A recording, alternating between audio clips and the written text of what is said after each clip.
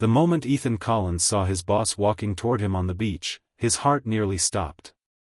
He'd spent 3 years avoiding office parties and keeping conversations strictly professional, terrified she'd discover his secret. But as the sunset painted the sky in shades of amber and rose, Sarah Mitchell's words changed everything. "I've always admired how you put your daughter first, even when the world tried to break you. If you've ever believed second chances don't exist, this story might just change your mind. Stay with me until the end for a twist that left even me in tears while writing this." If this resonates with you, please consider liking this video and subscribing to our channel for more stories that remind us of the unexpected ways love finds us. Ethan hadn't planned on becoming a single father at 28. 3 years ago, his life had been meticulously organized: a promising career in architectural design, a spacious downtown apartment, and weekends filled with friends and casual dating. Then came the phone call that changed everything. His ex-girlfriend from college had passed away suddenly, leaving behind their 5-year-old daughter, Lily, a child he hadn't known existed. The shock had nearly broken him. Standing in the social services office, staring at the little girl with his eyes and her mother's smile, Ethan had felt utterly unprepared. How could he raise a child when he barely knew how to care for himself? But something in Lily's uncertain gaze had awakened a fierce protectiveness he never knew he possessed. That day, he'd made a silent promise: this little girl would never feel unwanted again. The transition had been brutal. Ethan had moved from his sleek apartment to a modest 2-bedroom house in the suburbs. His savings had dwindled rapidly with childcare costs, and his once promising career trajectory had stalled as he requested flexible hours and turned down travel opportunities. His friends, unsure how to include a single dad in their plans, had gradually drifted away. Dating had become an impossibility. Who would want to take on someone else's child and all the complications that came with it? Then came the job offer from Mitchell & Associates, an architectural firm known for innovative designs and a surprisingly family-friendly culture. The salary was better, the hours more predictable, and most importantly, the office was just 15 minutes from Lily's school. Ethan had accepted immediately, determined to provide stability for his daughter. Sarah Mitchell had intimidated him from day one. As the firm's founder and principal architect, she commanded respect with her brilliant designs and no-nonsense approach. At 35, she'd already won awards that architects twice her age coveted. Tall, with dark hair usually pulled back in a practical bun, and eyes that missed nothing, she ran her company with precision and passion. Ethan had resolved to keep his head down, do excellent work, and never let his personal life interfere with his professional responsibilities. For 3 years, he'd succeeded. He arrived early to prepare for the day, worked efficiently through lunch, and left precisely at 5 to pick up Lily from after-school care. He volunteered for projects he could complete remotely when Lily was sick, and he'd become a master at hiding his exhaustion during morning meetings after nights spent comforting a child through nightmares about a mother she barely remembered. What Ethan didn't know was that Sarah had noticed everything. She'd seen the dark circles under his eyes, the way he sometimes stared at family photos on colleagues' desks with a mixture of pride and uncertainty, and how he declined team happy hours with the same apologetic smile. She'd also noticed his exceptional talent, his meticulous attention to detail, and his unwavering commitment to both his work and his unseen child. The company retreat to Cannon Beach hadn't been Ethan's idea of a good time. A weekend away meant arranging for his elderly neighbor to watch Lily, preparing detailed instructions for her medication and routines, and spending the entire time worrying instead of networking. But attendance was mandatory, and he couldn't risk his position at the firm. The first day had been a blur of team-building exercises and strategic planning sessions. By evening, Ethan had been desperate for solitude. While his colleagues gathered for drinks at the resort bar, he'd slipped away to walk along the shoreline, phone in hand as he video-called Lily to say goodnight. "Did you build any sandcastles today, Daddy?" Lily had asked, her face filling his screen. "Not yet, sweetheart. Maybe tomorrow." "Did you and Mrs. Peterson make those cookies you were talking about? Chocolate chip. I saved you 3. When are you coming home?" Just one more day, lily pad. I'll be back before you know it. Now, did you take your allergy medicine? After reassurances and a virtual bedtime story, Ethan had ended the call and pocketed his phone, unaware that Sarah Mitchell had been walking several yards behind him, close enough to overhear his gentle parenting. "Your daughter sounds adorable," she said, causing Ethan to whirl around in surprise. "Ms. Mitchell. I'm sorry, I should be at the networking event. I just needed to call home quickly."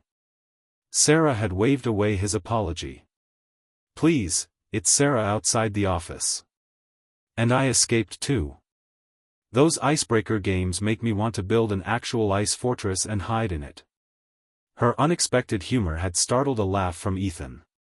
For the first time, he noticed the woman behind the boss, the slight crow's feet when she smiled, the way she'd let her hair down from its usual severe style, the casual elegance of her linen pants and simple blouse against the backdrop of the ocean.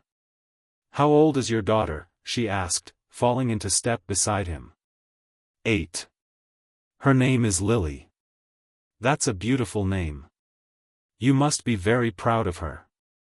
Ethan had nodded, unsure how much to share. "She's the best thing in my life." Unexpected, but the best surprise I could have asked for.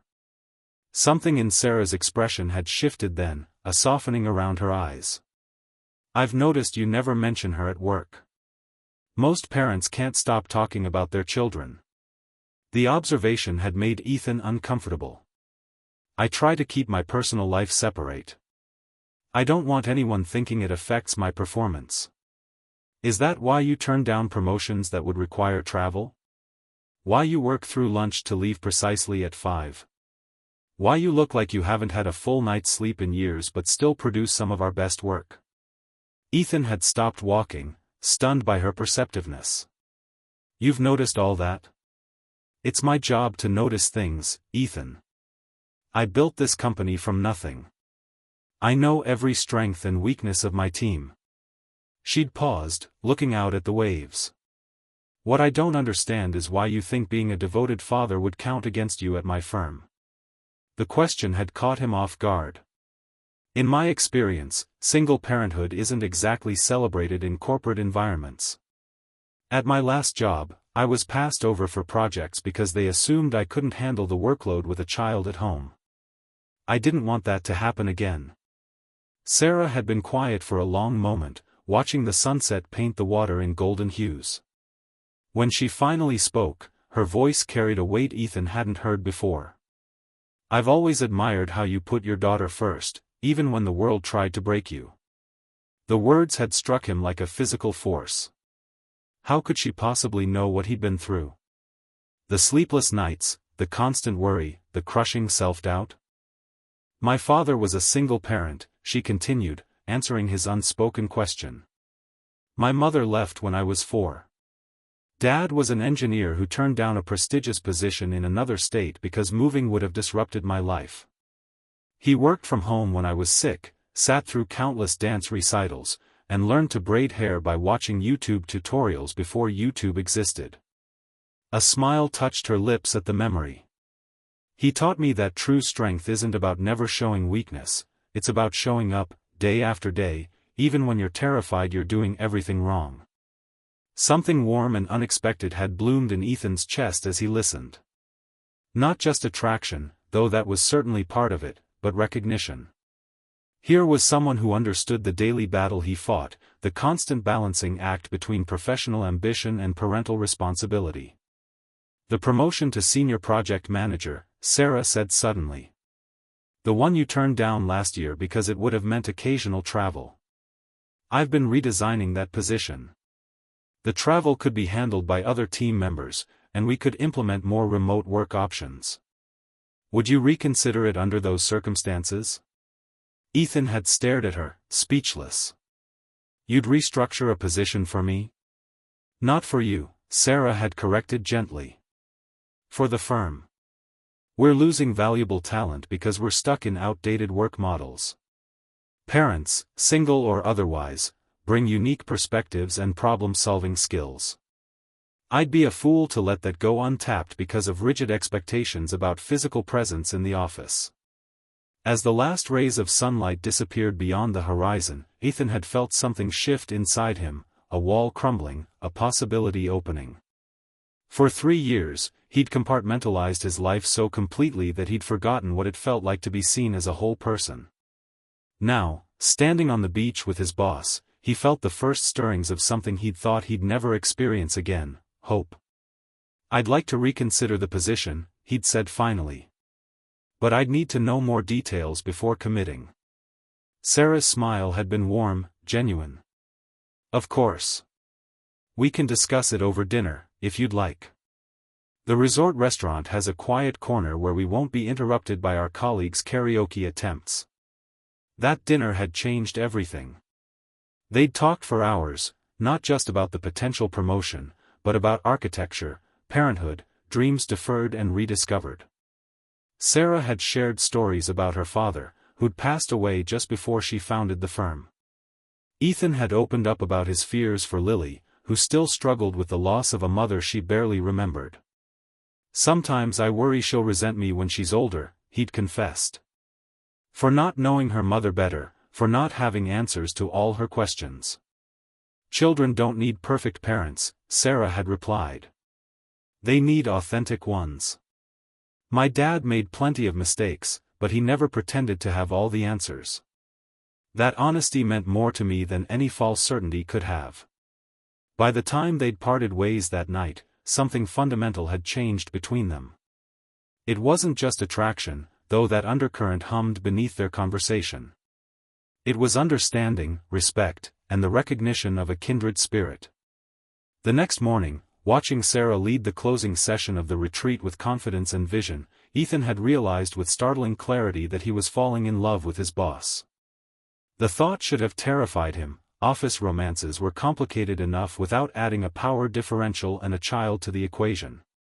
But instead, he'd felt a strange peace. Whatever happened next, he was no longer alone in his struggle. The weeks following the retreat had brought gradual changes. Ethan had accepted the restructured senior position, with clear boundaries around his availability and a substantial raise that eased his financial worries. He'd begun mentioning Lily in casual conversation, even bringing her to the office one afternoon when school closed early for teacher training. His colleagues, far from judging his single parenthood, had welcomed Lily with genuine warmth.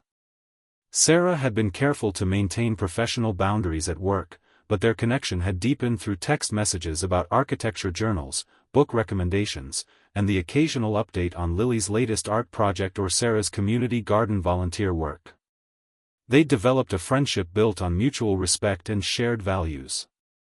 2 months after the beach retreat, Sarah had invited Ethan and Lily to a community festival in the park near her home. Watching his boss, now his friend, help his daughter construct an elaborate kite from recycled materials, Ethan had felt the last of his reservations melt away. This brilliant, compassionate woman who commanded boardrooms and designed award-winning buildings was sitting cross-legged in the grass, patiently explaining aerodynamics to an 8-year-old. "Your boss is really nice," Lily had whispered that night as Ethan tucked her into bed. "She doesn't talk to me like I'm a baby. And she makes you smile the way people smile in movies." Out of the mouths of babes, Ethan had thought, realizing his daughter had noticed feelings he was still coming to terms with himself. The following week, he'd gathered his courage and asked Sarah to dinner, making it clear this was not a work meeting. Her smile had been answer enough before she'd even said yes. Their first official date had been both familiar and exhilarating. Without the pretense of professional discussion, they'd talked about childhood dreams, favorite travel destinations, and the books that had shaped their worldviews. Sarah had confessed her secret love of cheesy science fiction movies. Ethan had admitted he still collected vintage comic books. The evening had ended with a kiss that promised possibilities neither had dared imagine before. Dating as a single parent came with unique challenges. Ethan could only go out when he had childcare arranged. Spontaneous plans were nearly impossible. Every step in their relationship had to be carefully considered for its impact on Lily. But Sarah had approached these limitations with the same problem-solving creativity she brought to architectural challenges. Movie nights at Ethan's house after Lily went to bed. Picnic lunches in the park where Lily could play nearby. Family-friendly weekend activities that included rather than excluded his daughter.